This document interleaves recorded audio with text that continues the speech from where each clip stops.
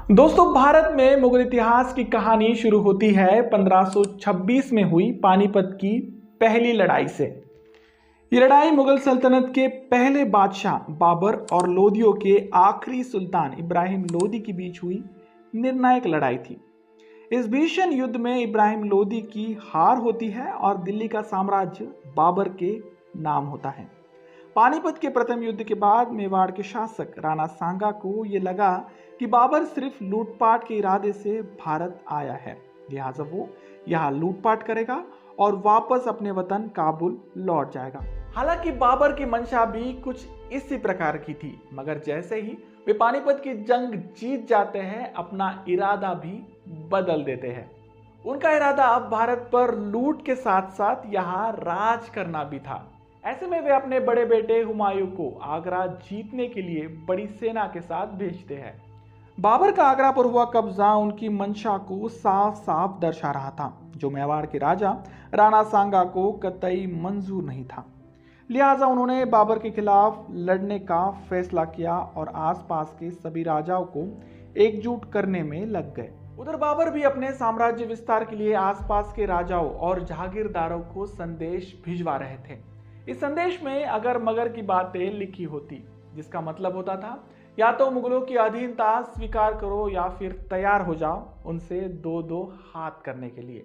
अपने इसी दो टूक रवैये से बाबर ने बयाना, मेवात, धौलपुर, ग्वालियर और रापरी के किलों को मुगलों की अधीनता स्वीकार करने के लिए संदेश भेजे। इब्राहिम लोदी के हार के बाद इन छोटे छोटे राजाओं को लगने लगा कि उन्हें अब किसी के अधीन रहकर काम करने की जरूरत नहीं है, लिहाजा बड़ी कोशिशों के बावजूद भी बाबर गिनी चुनी रियासतों को ही अपने कब्जे में लाने के लिए कामयाब हो गए थे। राणा सांगा और बाबर की सोच एक दूसरे के खिलाफ बिल्कुल समान थी।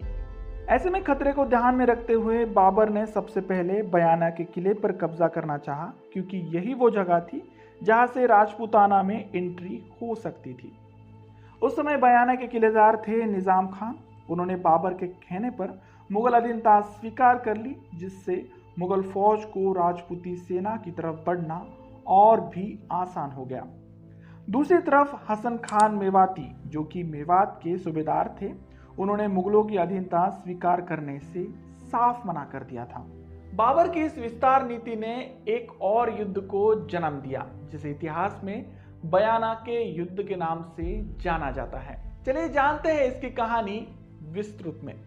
जब राणा सांगा के पास ये संदेश पहुंचा कि बयाना के किले पर बाबर का कब्जा हो चुका है, तब उन्होंने बिना देरी किए अपनी सेना समेत बयाना की तरफ कूच किया।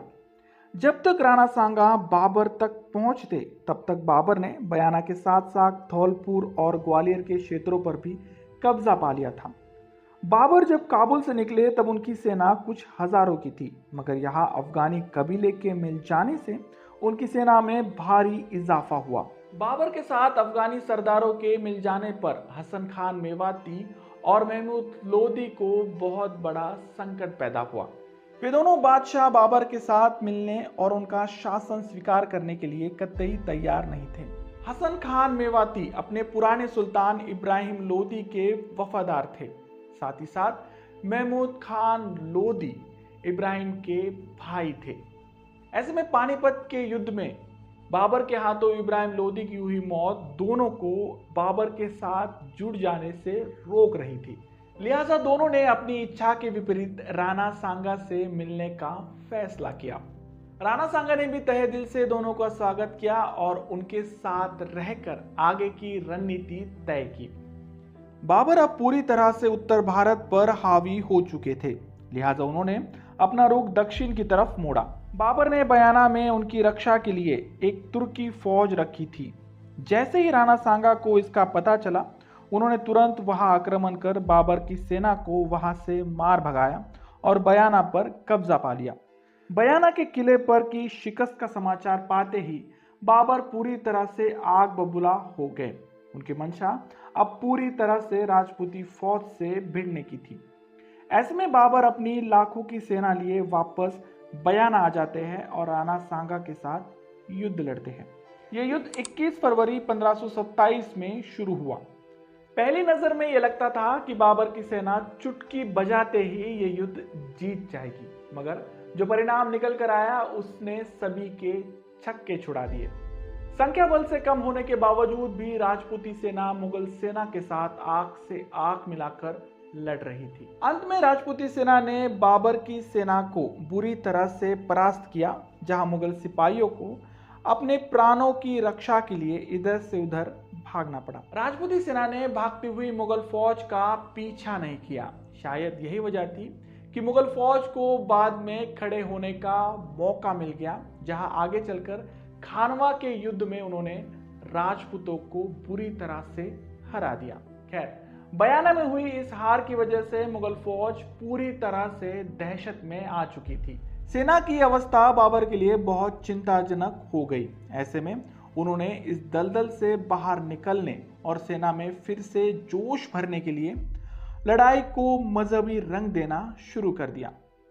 उनकी यह तरकीब काम आई, जहां आगे चलकर मुगल सैनिक राजपूतों के खिलाफ एक दूसरी लड़ाई में सफल रहे। इस लड़ाई को खानवा की लड़ाई कहा जाता है। हालांकि बाबर और मुगल इतिहासकारों ने बयाना के इस युद्ध को ज्यादा तवज्जो नहीं दी, क्योंकि वो उनकी हारी हुई बाजी थी। हमें अक्सर इतिहास सुनाते हुए पानीपत की पहली लड़ाई के बाद खानवा की लड़ाई के बारे में बताया जाता है, मगर बयाना के इस लड़ाई के बारे में बहुत कम इतिहासकार जानते हैं, क्योंकि इतिहास में इसके ज्यादातर दस्तावेज मौजूद नहीं है। मगर ये लड़ाई महान शासक राणा सांगा के जीवन की आखिरी महान जीत के रूप में सामने आती है, जिसके हाथों में अब चित्तौड़ और रणथंभौर के किले थे।